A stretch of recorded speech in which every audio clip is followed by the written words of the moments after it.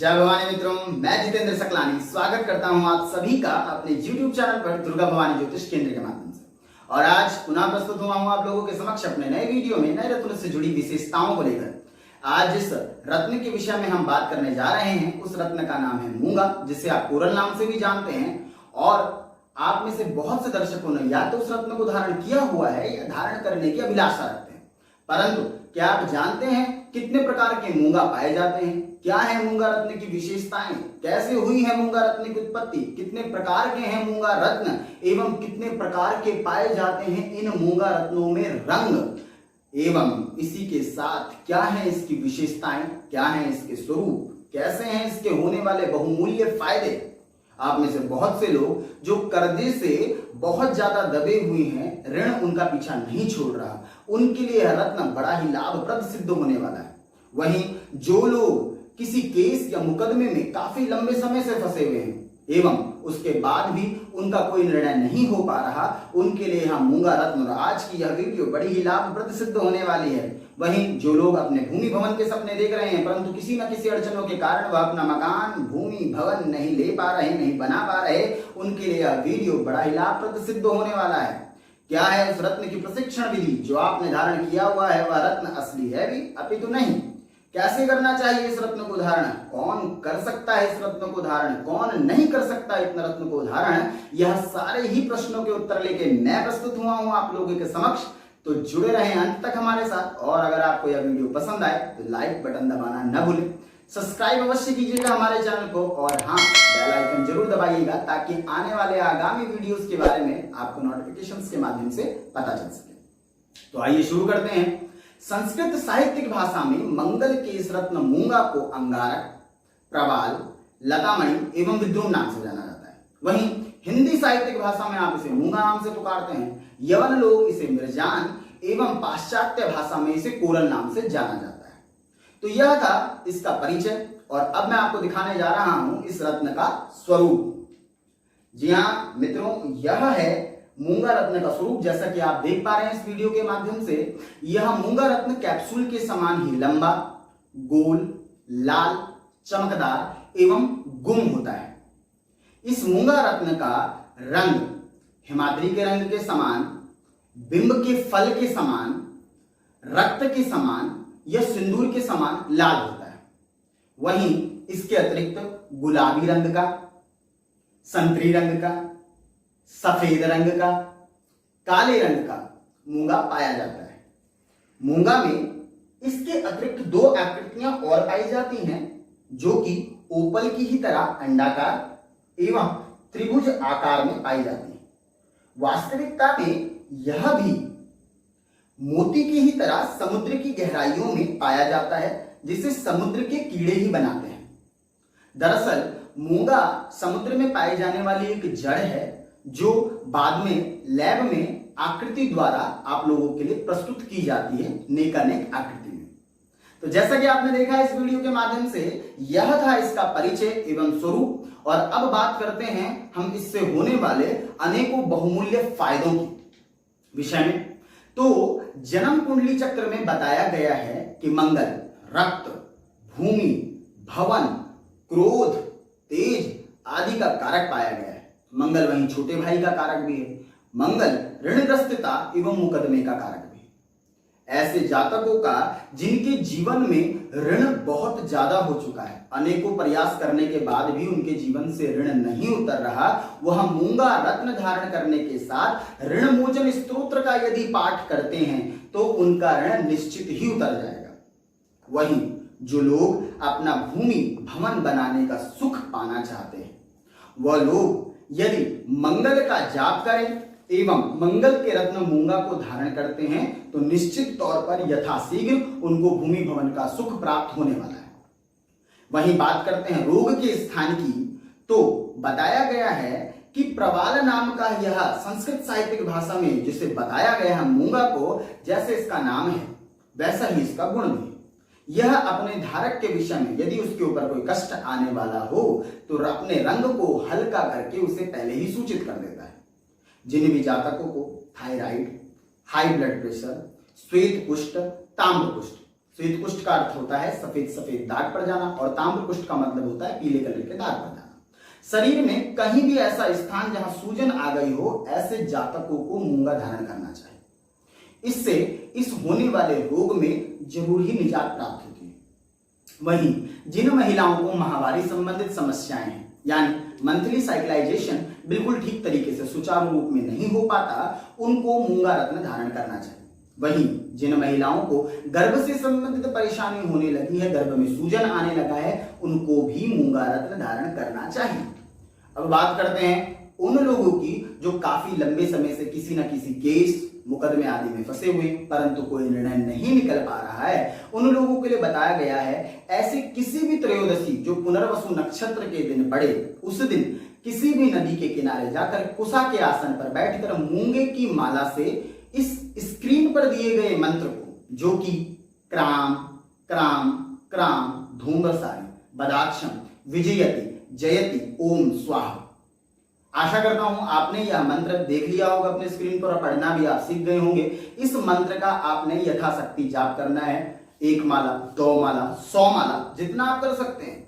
उसके बाद चावलों में इस मंत्र को अभिमंत्रित करके जिस भी कक्ष में आपकी सुनवाई हो, उस कक्ष में प्रवेश करते समय 7 बार इस मंत्र को पढ़ें और हल्के से चावल उस कक्ष के प्रवेश द्वार पर छोड़ दें।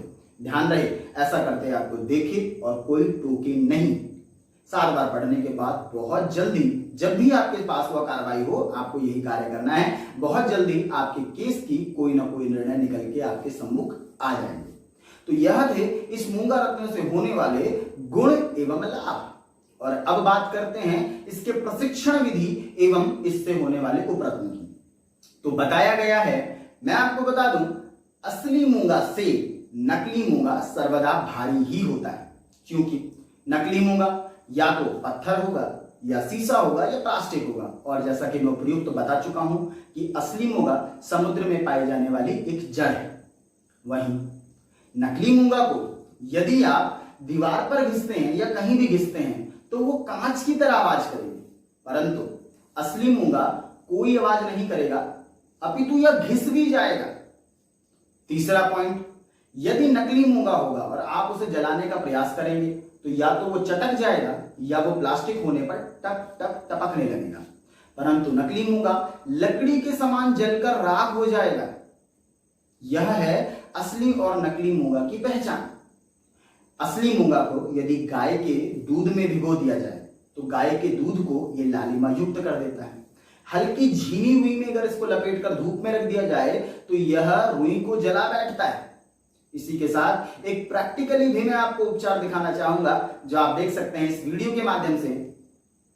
तो यह है मूंगा रत्न, और किसी भी असली रत्न में यदि हम पानी की बूंद को डालते हैं, जैसे कि आप इस वीडियो के माध्यम से भी देख पाएंगे, यदि हम असली मूंगा के रत्न में पानी की बूंद डालेंगे तो यह पानी की बूंद को नहीं छोड़ेगा। वहीं यद्यपि यह प्लास्टिक होगा या पत्थर होगा या कांच होगा तो पानी की बूंद इस पर टिक नहीं पाएगी। जैसा कि आप देख पा रहे होंगे कि इस मूंगा स्टोन पे पानी की बूंद बिल्कुल टिक चुकी है, नीचे नहीं गिर पा रही।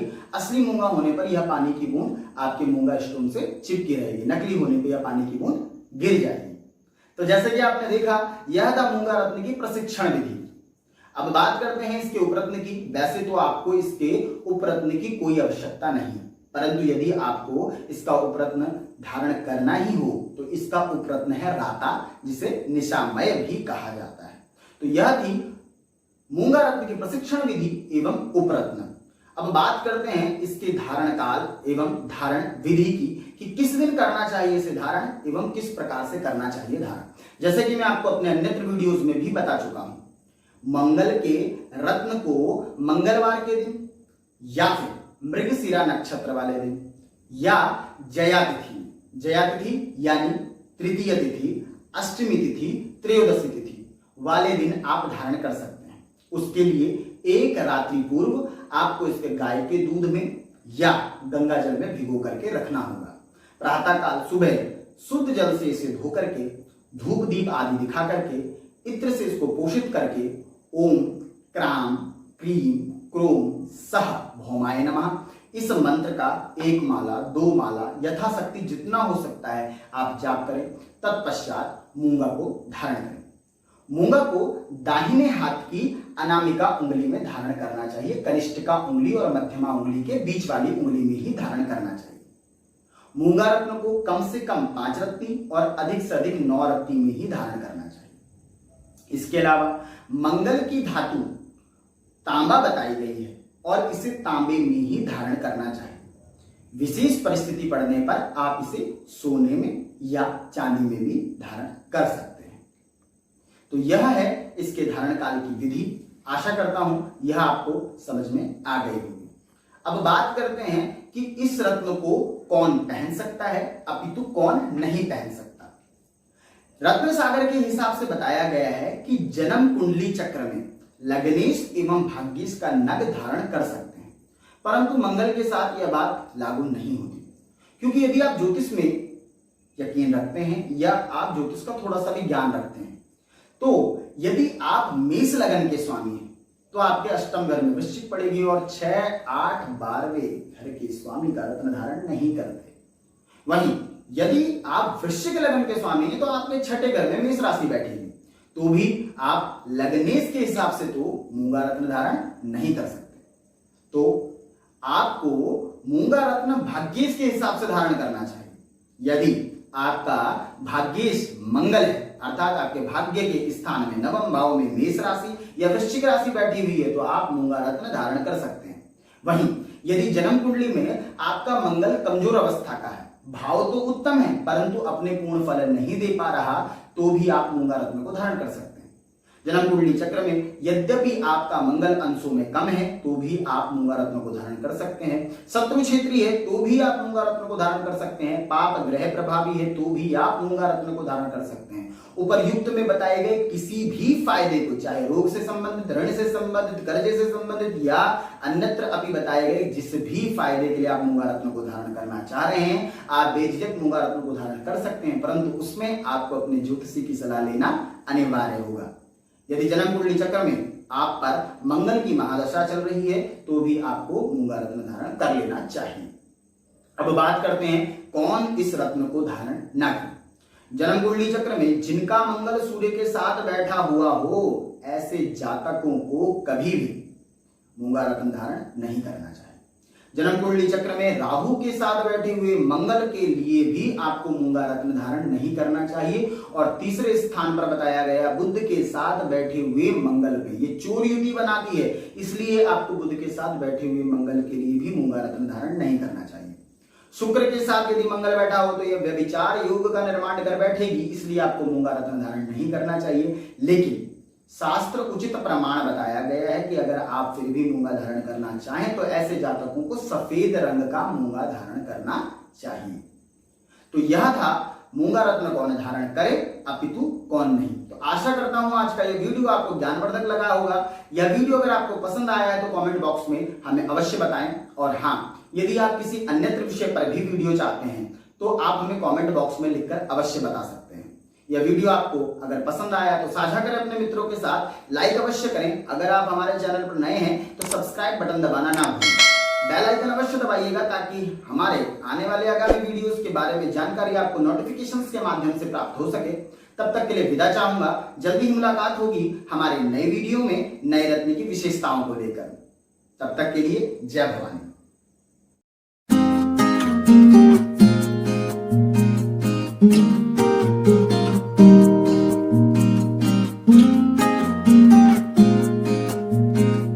Mm-hmm.